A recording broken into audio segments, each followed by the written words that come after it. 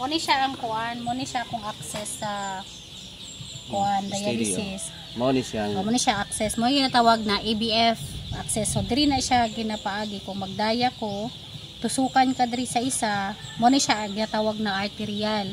Ang kini siya venous. Mo ni yun. Mo ni kung kuan karon padulong dito sa kuan. Mo ni no. So diri ilang tricycle, si iyang husband na dito sa likod. Diri so nakay duyan.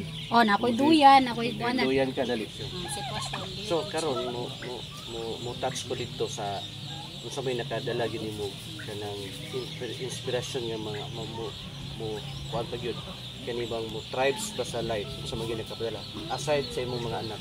Siyempre ang imuhang inigugma usa gyud na. Dili gusto pa jud ko kanang kuan niya. Gusto pa jud ko abuhi. Kuan na siya na. Sige. So kauban ako si Yoli Tikson karon. Good morning. Diri mi sa balay karon. O pila ning mo kay gayon ng maligag itik. Actually sila ning mga nangamaligag itik nga gihatag nako sila ang mga itik nga laki sobra o kauban iyahang partner in life. Si Yuli usa ka kanang dialysis or hindi na ka tuig na ka ng dialysis? Duha ka tuig o kuan. Duha ka tuig o duha ka bulan. 2 years pa? Mag 2 years? 2 years. Kano sa mga sukot pa maligya og itik? Dugay no? Dugay na po. Si Yuli Tikson dating OFW Uli kay dili na tour o karon kung sa mang iyang pamaligas itik kay kami kamo may kayo kanang dako kayo kanang tabang sa mua labi na sa kuha na isa ka dialysis station ako jud kay tabang makapait ako tambal pamasahe pangdaya so dako gid kay siya kanang tabang sa mua sa akong partner dako kay tabang kay nagpamasahero naman siya na sa mua na sa na ang pamasahero wala kay income labi na karo walay klase ba so gamay ra gyud kay kuan mo nang kada kanos ang kagadaya every when kagadaya 3 times a week Tuesday, Thursday, Saturday so more or less kanang inana Miss Yoli sa isa ka daya mga pila imong gasto. Actually sa daya man good pag naman ko kay PhilHealth 400 every treatment pag wala man ko kay PhilHealth dagan din siya 3,650 per session kung wala kay PhilHealth nya ako kay naman ko'y PhilHealth nya ako na po na-indigent na po na ako ang PhilHealth so monthly wala ako nagabayad sa akong PhilHealth pero covered gihapon ko sa PhilHealth so every treatment na ko every session 400 pesos mo nay ginapangitaan o solusyon kanang 400 aside ana ang pamasahe no ang pamasahe pagkaon daily so far wala na kay trabaho wala na trabaho kay na naman yung kadila no every imagine mo na 3 times a week tapos si partner nimo naga-drive og tricycle nya kini karon good thing kay naanapod tay naka-benepisyo sa atong mga itik guys so lagi so ila edad nimo gani 38 bata mang deka gwapa gyapon 38 so laban lang ha nya naman tayo mga laki diri paunin yun niya karon mga walis mga maabot ba mga 800 so balik-balik lang ninyo ugma mo daya na po ka daya ko so dapat mahalinan mo ron para na ibang gastos okay. So mo ni pagka Sunday balik na maligyan ng Sunday sige guys mga maayong paniya ha naalang mi diri sa among video tuyo na ko ni para at kita pod ninyo no nga natay suportahan na pohon sa ganahan mo support sa among advokasya and mo lang to no ang 400 tapos ang pagkaon more or less siguro dapat na kay kanang 1,000 kada sesyon pwede na kada 3 times 1,000 lagi kay 1,000 dapat nga nakakaon na nakamasahe na. Okay. So ang imong mga anak paano tulo Ako itulo ka bukan na kang. ay isa. Ang isa lang ang kuan kay baby pa ma. 3 years old. 3 years pa imong kinamunguran? 3 years old. Bata pa. Bata pa yan. So, kailangan jud mo pa mo laban pa sa life kay bata. Tanawa pwede ba pa show closer the konti. Closer the konti. Sana please. Mo ni siya ang kuan, mo ni siya akong access sa kuan dialysis. Mo ni siya. Mo ni siya access. Mo yung natawag na ABF access. So diri na siya ginapaagi kung magdaya ko tusukan ka diri sa isa, mo ni siya ginatawag na arterial. Ang kini siya venous.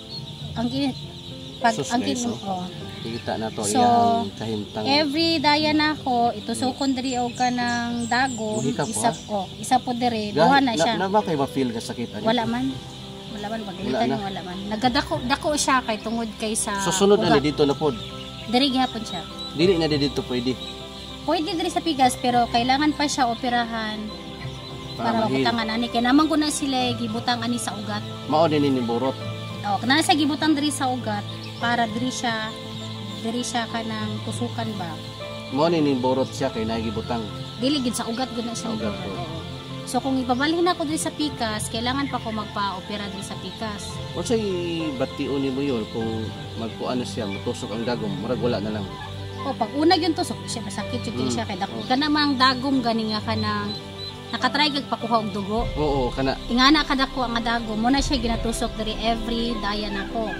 So kana siya ay pagawas man gud ni siya diri sa pasulod ang dugo. Igawas sa dugo, adto sa machine, balik na pud diri sa sulod. Oo, mo ni siya nga nagdako siya. So sakit gid siya. Sakit yun ang paano. So imagine every 3 times a week, no? 3 times a week. So kumusta man inig magpadaya na ka, medyo magaan gan ang magaan na. Oh, normally pag wala gyud kay babati sakit pag okay na natusok na ka dagan na ang dugo wala may dili man siya sakit imong buktoy pero nagi times na kanang nakay bation maglabad imong ulo mubaba imong BP mahaypo ka magsakit imong dughan so mo na ginaingon gyud sa kanang daw pag once sa dialysis patient ka during sa imong daya murag ang imuhang life murag imuhang tiil nakabaon na ganin sa lupa kaya wala man gud kay assurance sa makagawas ka o safe pa na nga center kaya naman gud uban niya while gadaya sila na sila gibati hanapod sila nakabsan silang kinaplana ganiya so munang every daya gyud ampo gyud permanente na kanang nakaulit pa sa mong balay kanang makauban pa nimong pamilya kay murag ang imuhang life ba kana walay assurance gani nga kanang makagawas ka sa kanang center nga okay ka kanang may imuhang lawas kay naka-experience man ko na na-hypo ko na feel na ko nga kanang mura lang maputol na mura maputol lagi nimo bago lang murag last month to na ako lang isa nagdaya niya wala ko nagpauban ba kay tungod kay kana diging sayangan ko sa oras na instead iyang iuban sa kuha pamasayro na lang niya at least dili mi pareha nga wala income ba at least daya ko na maka-income siya so moto nga hypo ko suka niya pina ko murag maputol na akong ginhawaan ba wala na din na maglugos ako ginhawa na time sa ingon ana nga imuhang ma-experience nimo during sa imuhang treatment so wala jud kay kanang kuan ba nga munang lisod jud kayo ang kanang ingani nga pagsulay sa imong kinabuhi lisod kay dili jud siya lalim pinay ubang tao magtanaw sa mo na okay ra kay me nang himsog ka na sa mo ang panggawas murag himsog pero deep inside sa mo ang lawas murag dili jud siya okay pero amo ang pagkanang sa paglaban amo ani nga kanang nga sakit ba sitwasyon so karon mo touch ko dito sa may nakadala gini mo kanang inspiration nga mga mo kuan pa gyud kani bang mo tribes ba sa life sa mga ginakabala aside sa imong mga anak siyempre ang imuhang inigugma. Usagid na. Dili, gusto pa jud ko kanang kuan niya. Gusto pa jud ko abuhi.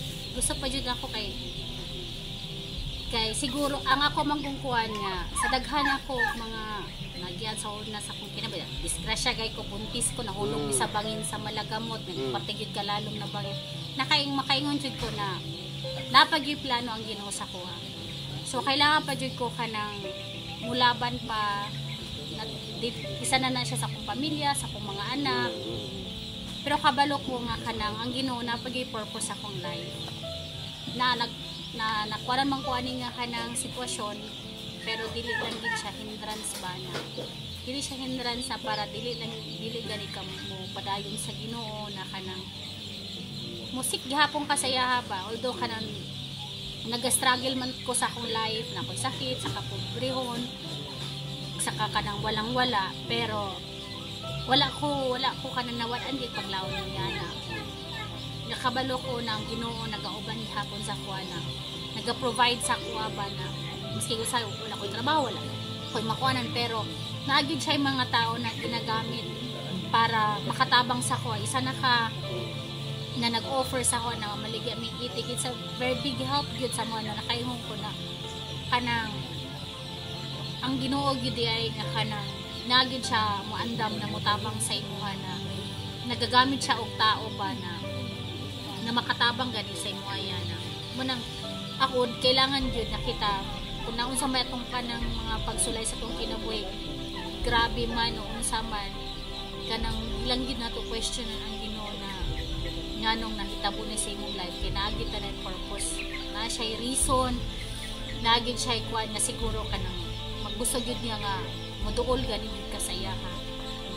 So karon kay na magitaan ni so ako po mapil na ko nga siyempre ang kinabuhi ra gid no is kung diha ra ka kutob diha ra gid ka kutob na gani uban nga tingala ka nga kanong lagsik pa unya nawa na pagkaugma tinuod so di ta ka siguro no nga wala gid ka siguro so chances nato ani habang naginhawa is dunay pag-asa.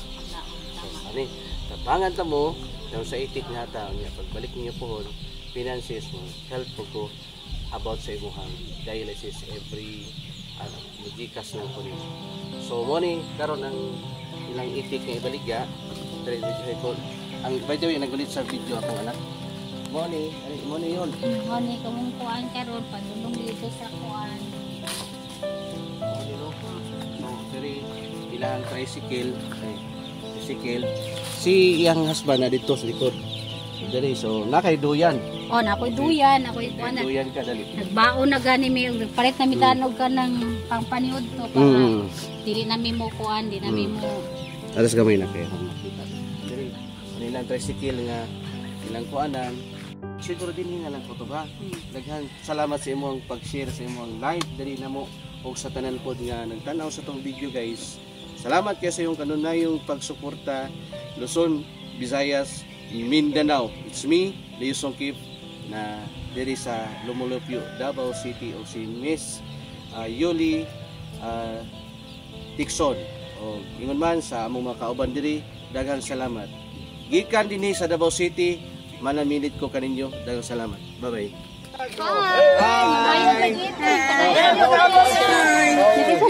Hello.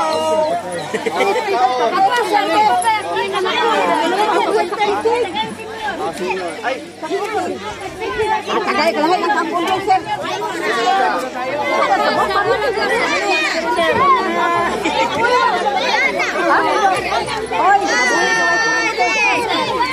Sayang dak.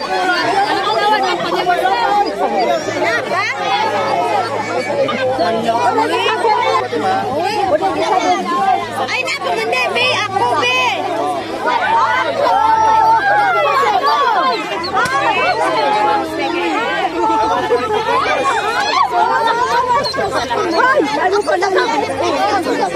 Ay,